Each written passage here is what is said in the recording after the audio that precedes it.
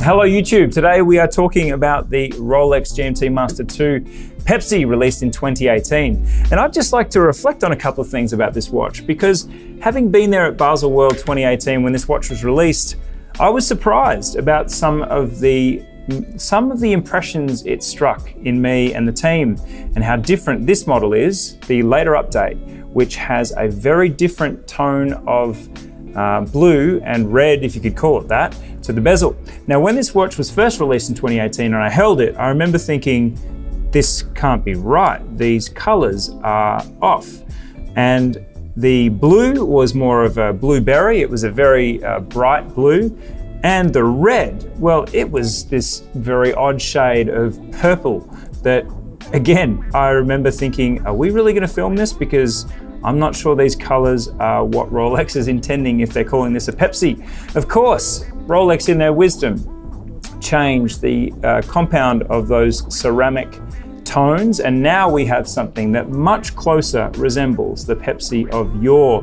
Now this watch, of course, was the move from Rolex away from the tool watch origins of the GMT Master, and this model reunited the watch with its Jubilee bracelet. Now we're going to get into that in detail in the review, but I must say this color-corrected Pepsi is a very different proposition to the one that I did not fall in love with back in the day. And this Jubilee bracelet is an extremely comfortable proposition. We'll let the voiceover take from here, but I just wanted to jump in and say one of the most hyped watches of the last 5 years for a very good reason. Let's get into it. Sure, everyone loves steel sports watches from Rolex. If you're a regular reader of Time+Tide, this shouldn't come as a shock to you. And you're probably actually sick of hearing about how much they're selling for over retail or how difficult they are to buy brand new.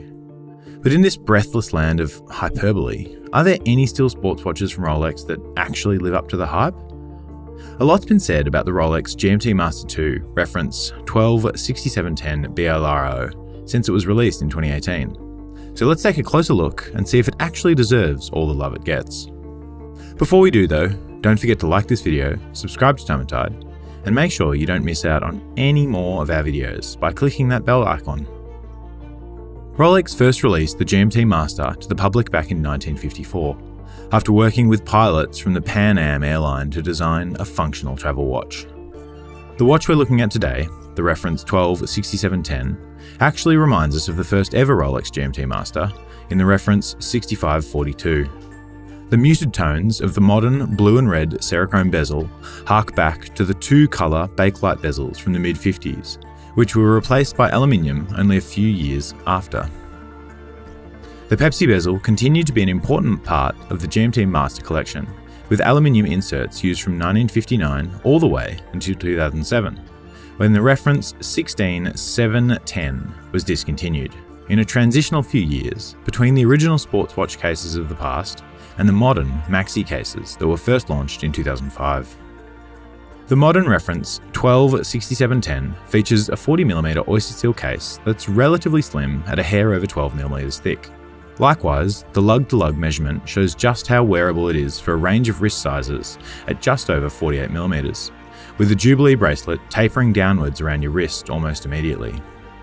The case features the polished flanks of the modern maxi case, while the tops of the lugs are vertically brushed. The case has a solid screw-down caseback and trip-lock crown that guarantees 100 meters of water resistance.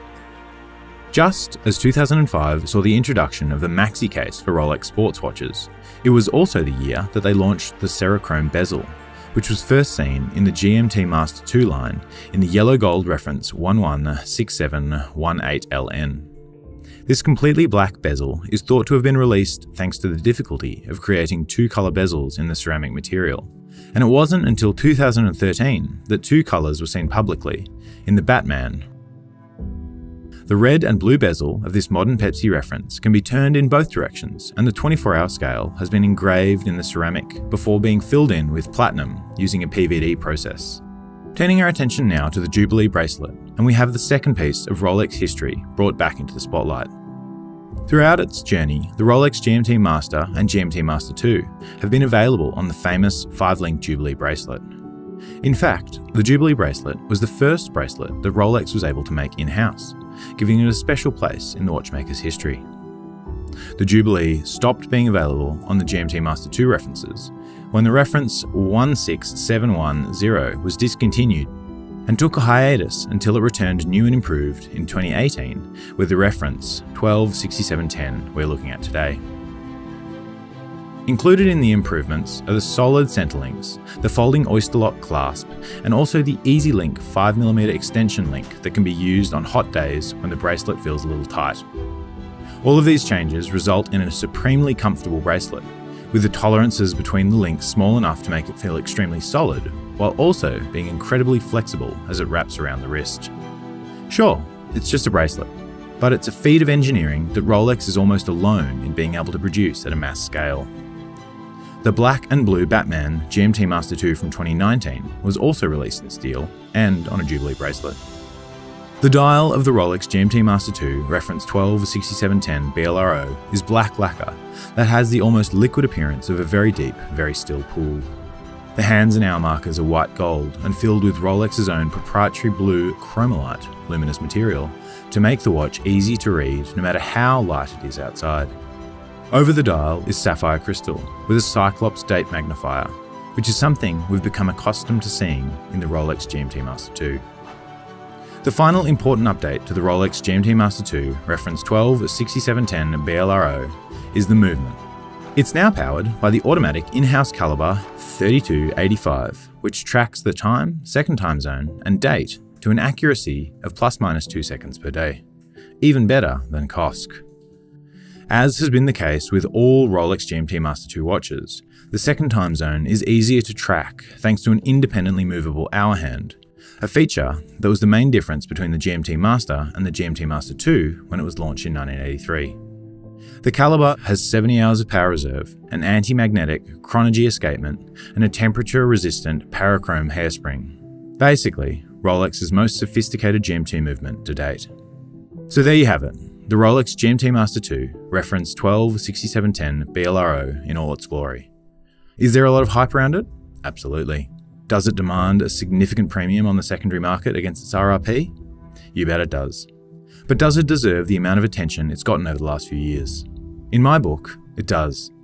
Not only because the Pepsi Bezel GMT is one of the more historically important watches in the Rolex archive, but from a technical and wearability standpoint, it's simply one of the most impressive travel watches that's been released in recent years. There's a good reason that the legendary independent watchmaker Philippe Dufour was spotted wearing one at Baselworld one year. He knows a decent watch when he picks one up, and the latest version of the Rolex Pepsi is a very decent watch indeed. What do you think about the Rolex Pepsi though? Does it deserve the hype? Or is it overrated in your opinion? Let us know in the comments below, and as always, thanks for watching.